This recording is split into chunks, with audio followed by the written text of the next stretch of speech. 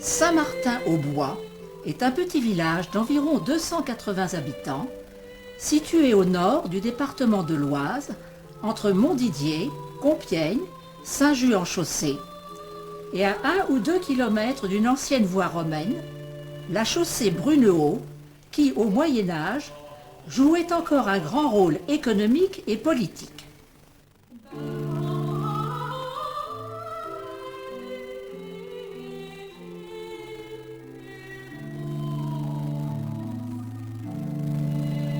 C'est sans doute la présence de cette voie de communication importante qui incita des chanoines, suivant la règle de saint Augustin, à fonder ici une abbaye à la fin du XIe siècle. Cette abbaye s'est très rapidement développée et enrichie. La taille des bâtiments qui existent encore de nos jours le montre.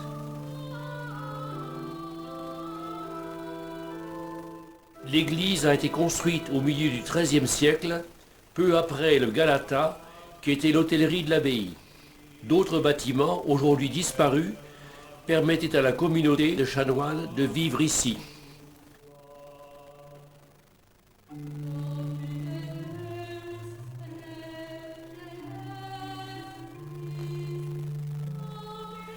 Malheureusement, la guerre de Cent Ans, suivie des luttes entre les troupes royales et bourguignonnes, n'a pas épargné l'abbaye. Incendiée, pillée à plusieurs reprises, l'abbaye est ruinée. Est-ce à ce moment-là que l'église perdit sa nef et qu'elle fut fermée par un épais mur soutenu par des contreforts? Ou bien la nef n'a peut-être été jamais construite, faute de moyens financiers ou à cause de la guerre? En tout cas, à la fin du XVe siècle, l'abbaye se relève de ses ruines, grâce à la nomination de l'abbé Guy de Baudreuil, qui prend la tête de la communauté en 1492. La paix et la prospérité reviennent pour quelques siècles. Lorsque la Révolution arrive, cependant, comme toutes les abbayes françaises, celle de Saint-Martin-au-Bois connaît des difficultés. Relâchement des mœurs et problèmes économiques font qu'il ne reste en fait que quelques religieux dans l'abbaye. Cette dernière est vendue comme bien national après que les chanoines aient été chassés. La plupart des bâtiments sont achetés pour récupération de pierres ou pour un usage agricole.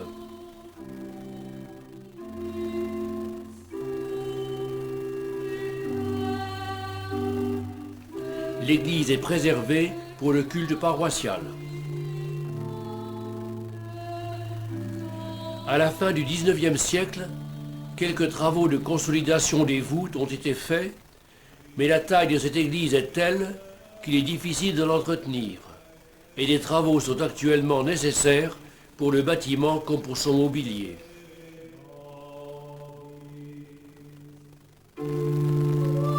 L'église est toujours affectée au culte, mais suite au regroupement paroissial ne sert plus que rarement.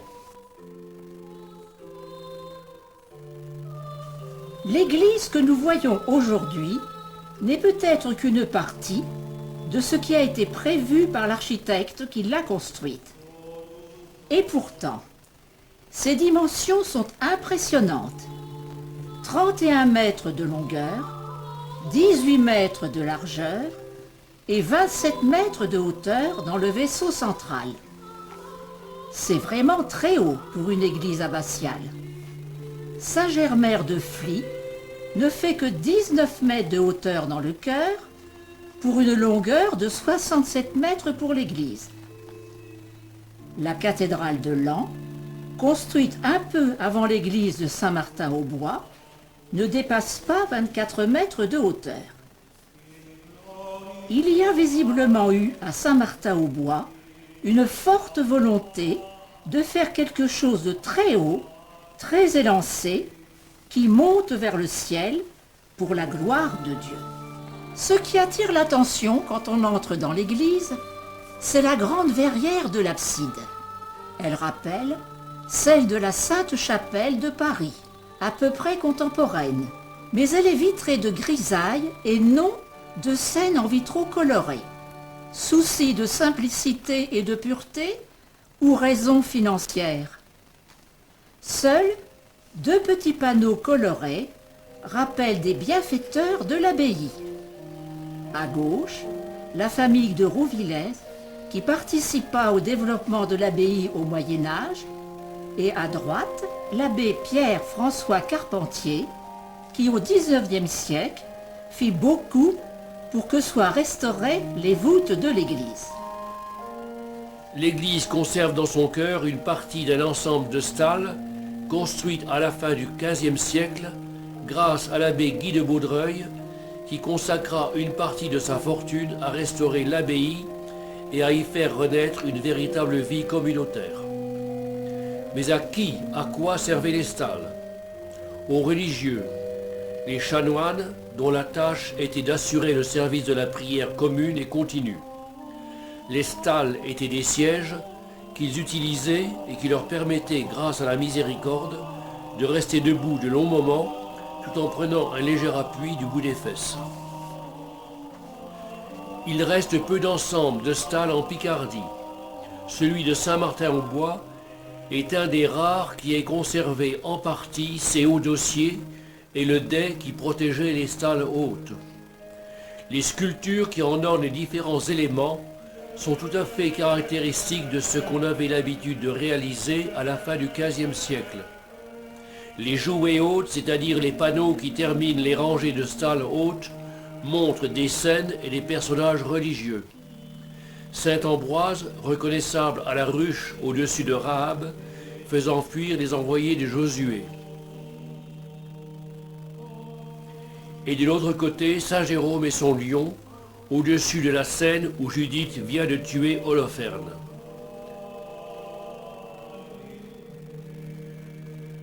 Remarquons au-dessus de Saint-Jérôme les 2 anges qui présentent un écu dont la face a été bûchée, mais sur lequel on devine encore les 3 cœurs couronnés des armes de Guy de Baudreuil qu'on retrouve sur la frise ornant le côté de la jouée, ainsi que sur les clés de voûte de la chapelle.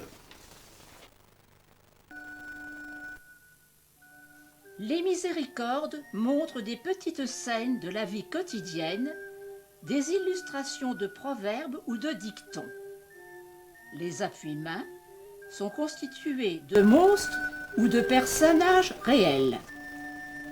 Les jouets des stalles basses sont surmontés de sculptures en rondes bosses dans lesquelles jouent des animaux qui évoquent aussi des proverbes.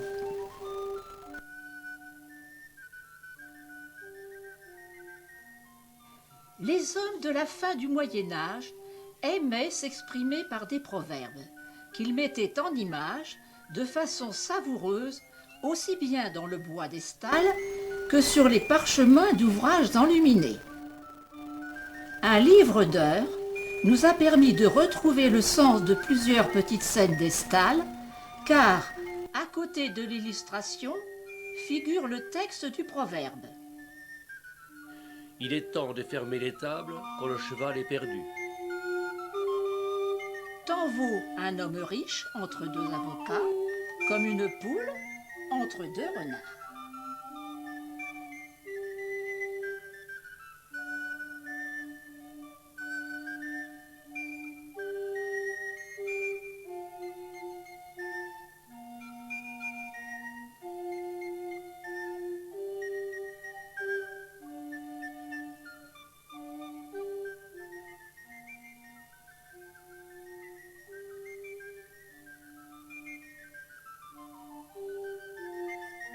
Quelques années après avoir doté l'église de ce riche ensemble de stalles, l'abbé Guy de Baudreuil fit construire sur le flanc sud de l'église une chapelle privée, devenue de nos jours sacristie. On y pénètre par une porte de style Renaissance et à l'intérieur, on peut admirer le moulage en plâtre d'une lamentation sur le Christ mort. Ce moment de la Passion, peu avant sa mise au tombeau, est rare dans l'art français et dénote une influence italienne. L'église possède aussi une chaire dont les panneaux de bois polychromes portent les âmes attribuées à saint Augustin, le cœur percé d'une flèche, rappelant que les religieux de Saint-Martin-au-Bois suivaient la règle édictée par ce saint. Au bout du bas-côté droit de l'église, un escalier en vis mène aux parties hautes de l'édifice. Un chemin de ronde fait le tour du bâtiment qui permet d'admirer les restes de l'abbaye en contrebas et les environs plus lointains.